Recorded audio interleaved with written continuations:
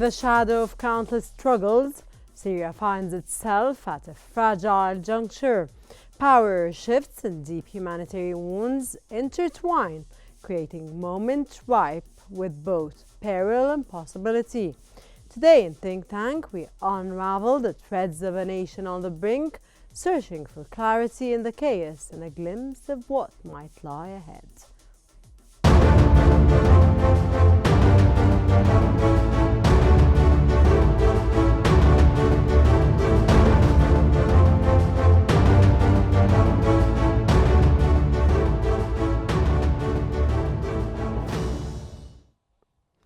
Qnews has reported that world leaders are striving to ensure stability in Syria after the ousting of Bashar al-Assad.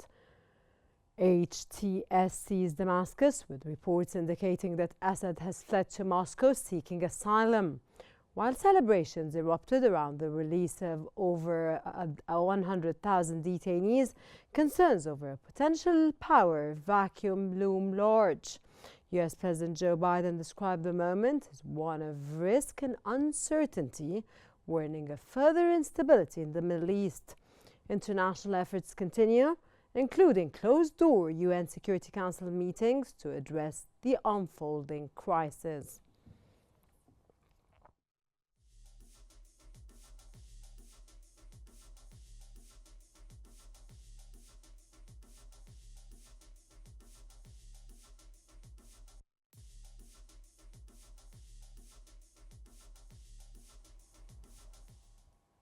Helping us to further explore the political situation in Syria is Dr. Osama Raslan, a political analyst from Cairo, and Dr. Ashraf Singer, an international policy expert from California.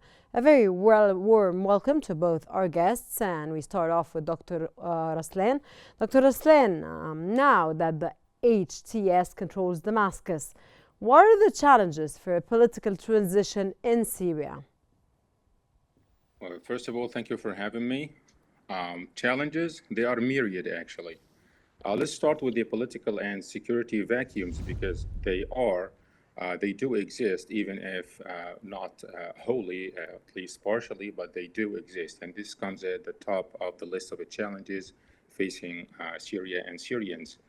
Number two, Syria is a diverse society, and we all know what counts for a mosaic society and what comes of a mosaic society when it comes to agreements and disagreements on the future of a country.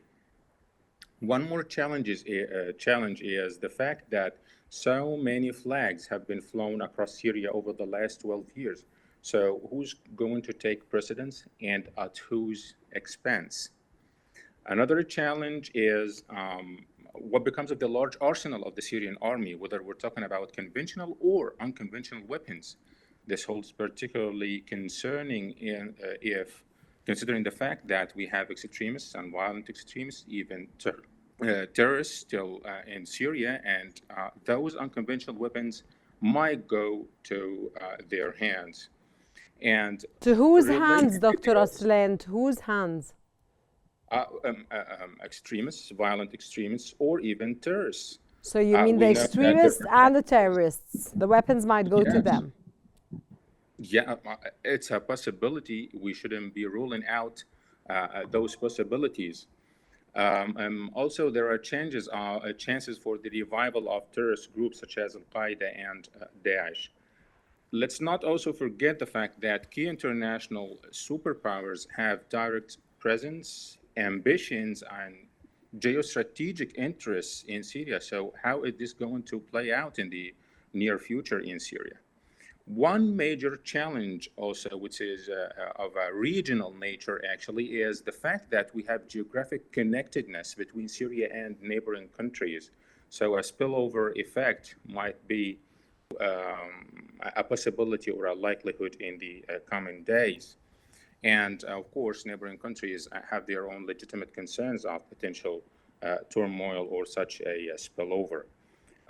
Let's also talk about the fact that the so-called Syrian rebels remain as one united power till now. But what comes next should be a good question to ask, because to use a political metaphor, they are strange bedfellows. They are not at one when it comes to all issues and the future of a government or a system of government in Syria. Also, there are some actors on the Syrian arena who would reveal or even return to some dogmatic, violent, extremist lines of action or ideologies. This will be very dangerous to the Syrian people and the future of Syria. And when it comes to a constitution, who's going to negotiate a constitution? What kind of constitution we're talking about, especially in a country that left or has a legacy of non-democratic practices.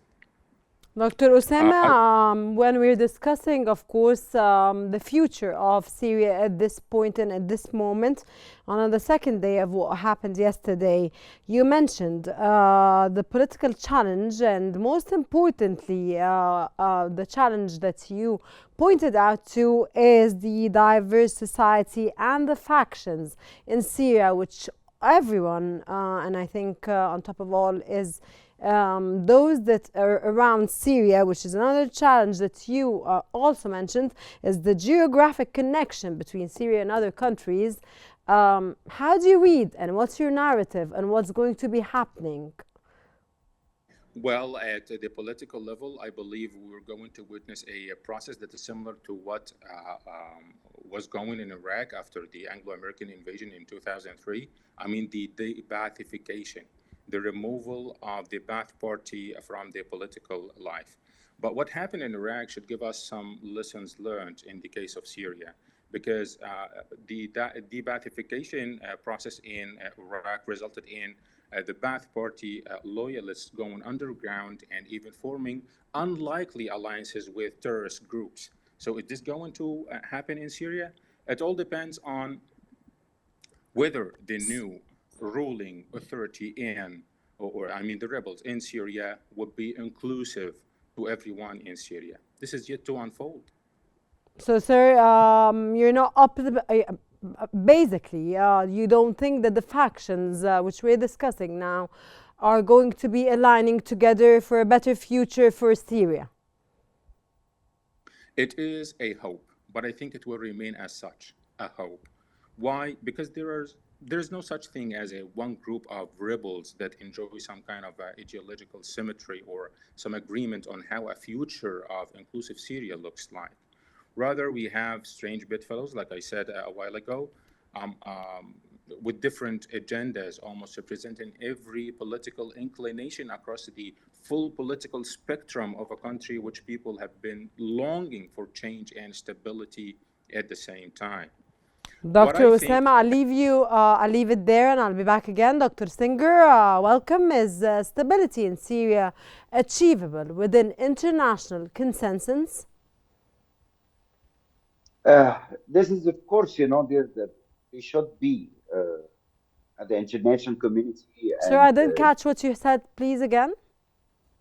So the United Nations and international community, of course, they have that power, to impose their preferences, to create that stability in Syria. But it seems to me it's unfortunately it's hard to get that collective action, by all the actors leading, that transition in Syria. In other words, the Doha summit, just before the fall down of Assad, was a light, to think, clearly who gonna to lead that transition in Syria, Arab leagues or Turkey, Iran, the US. But currently what I'm seeing on the ground, it's not really optimistic, picture in terms of, the Syrian democratic forces backed by the US was clashing, like last 2 days with the forces, backed by the Turkish, government or Turkey. So if that situation is gonna to be occurred coming days, we will see something different rather than What difference, sir, do you think you're gonna be seeing? Civil war, courts and you're that pessimistic, sir? We're on the verge of a civil war in Syria. Yeah, it's coming.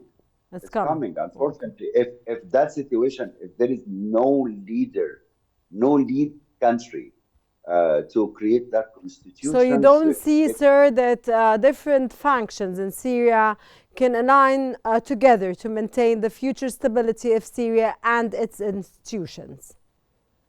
yeah, I'm not really feeling, like optimistic. If United States still, So you're not optimistic. You already said there's a civil war on the verge in Syria. yeah, So it's you're about resolution. you're far away from being optimistic. No. I'm repeating, my point clearly. That is, I'm expecting based on the facts that is, I'm seeing it's about we approaching, the civil war, in terms of the, in terms of that Israelis, the forces, Israel capturing, a piece of land in Syria after, 1973 war. This is the first time that is, Israel capturing, that piece of land. And You're now you're referring to the one in the Golan Heights, sir? yeah, it's yeah, that zone, even beyond, the Golan Heights, which is mountain of Sheikh or Jabal Sheikh. So this is very scary. If Israel start, to capturing, piece of land, and even they need to extend more and get more territories from Syria land.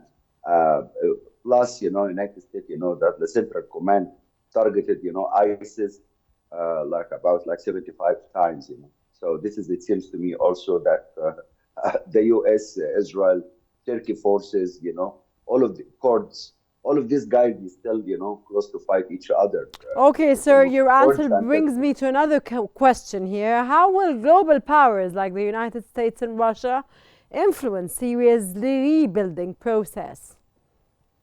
I think, Russia is out of Syria completely. Russia needs Russia just, is out of Syria completely?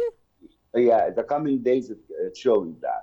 It's already like a deal uh, occurred between Russia and, the rebels just to secure their airbase.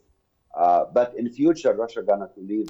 Sir, I beg your As, pardon. Here now you're saying, or the meaning of what you're saying is that a deal was made between Russia and the rebels, or, as you mentioned, sir, yeah, to overcome President Bashar al-Assad, or to oust President Bashar al-Assad. correct. And So this this is, is you're perfectly convinced that this is what happened. yeah, because rebels, backed by the U.S. and Turkey. So this is what the deal, and that deal extended between Russia and the U.S. in terms of handling Ukraine. Something is really shown, clearly And why in do you Syria. think that this, sir, this took place? Why do you think after Russia backed Syrian President Bashar al-Assad for the past 10 years, then Russia decided to make a deal suddenly with the rebels? These are your words, sir. Because Russia got exhausted in Ukraine war. This was war of attrition. So Russia, couldn't really manage, Ukraine and Syria at the same time. So it seems to me like Russia was focusing more on Ukraine more than Syria. So was Okay. clear. Okay, so they decided to do a deal. Dr. Aslan, chemical weapons in Syria remain a major concern for President Biden. How does the U.S. plan to secure and eliminate Syria's remaining chemical weapons? And what role might international partners play in this effort? Well, actually, it's a major concern not only for President Biden, I believe for everyone concerned, for the whole world. But still, I wish I had any solid information to answer this question. Yet, what I know about the US when it comes to unconventional weapons is that they do not take chances. The whole world knows what happened in Cuba in the 60s, and the US is not ready to have any such a scenario repeated. I mean, that of sneaking weapons of mass destruction or unconventional weapons near to US border, or falling into any power that are anti-American. It is now an international fact that country is going through political transitions would be closely monitored and dealt with, even through bargaining, into giving up their unconventional weapon programs. Look at the case of South Africa, for example. This is what happened there.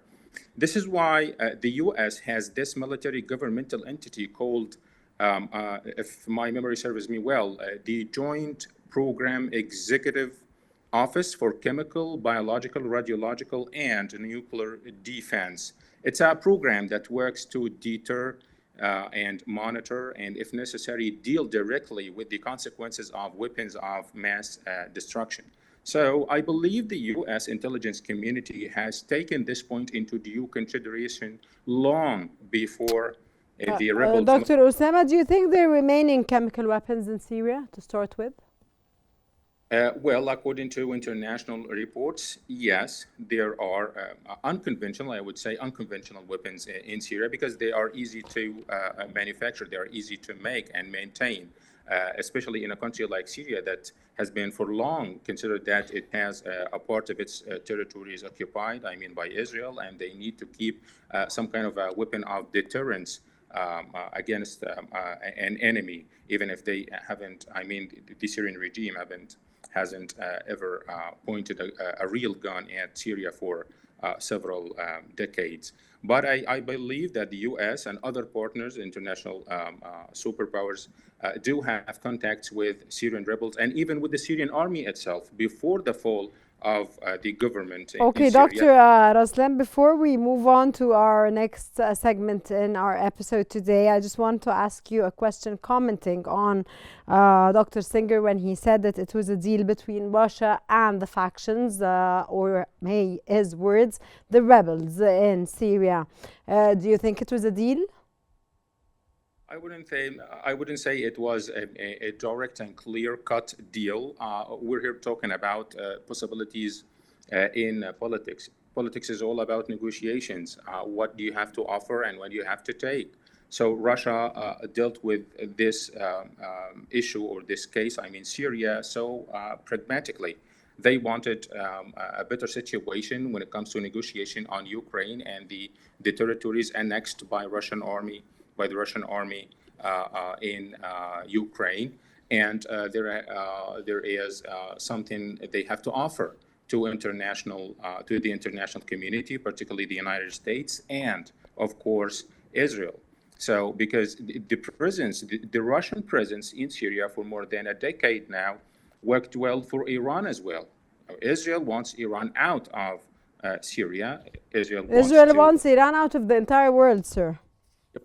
Exactly, but at least they would take it gradually. First, they took out their supporters or the factions backed by Iran in Palestine, then in Lebanon, and now in Syria, up to the unexpected fall of the Syrian government. So yes, it is part of international politics.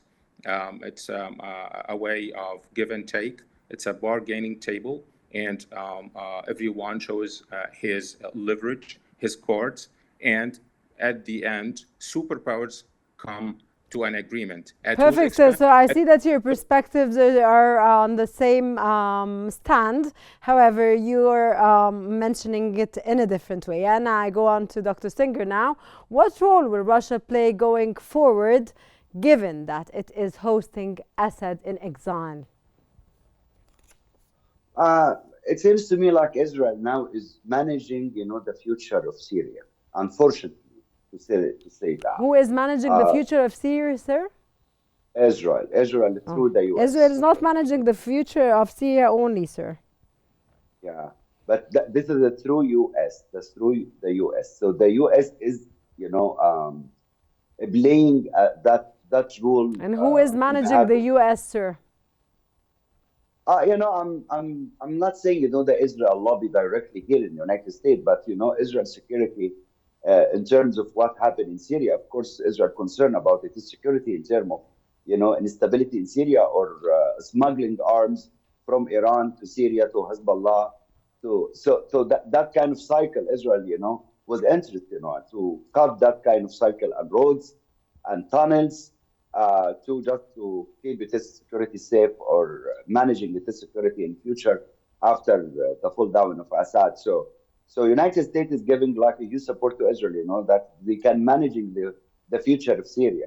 But the question now, who is competitive? Who are the name of the competitors in Syria? Of course, I can see Turkey, one main player. But Russia, for coming days or coming, a year, probably a year or two, probably Russia gonna to be out of Syria completely. Because in terms of what I'm seeing, What about the military the bases time of Russia, sir, which Russia is concerned about in Syria? Russia, can't, secure that base for a long time. So sooner or Russia later, can secure the base? yeah, for coming years, yeah, it's just a year or two maximum. Russia will be out of Syria. Syria will not host Sir, I think any all of this is Russian. going to depend on the alignment between the factions in Syria, because there are many. Yeah, but Russia is not controlling these guys. Russia just made that deal with these guys just to keep its base safe.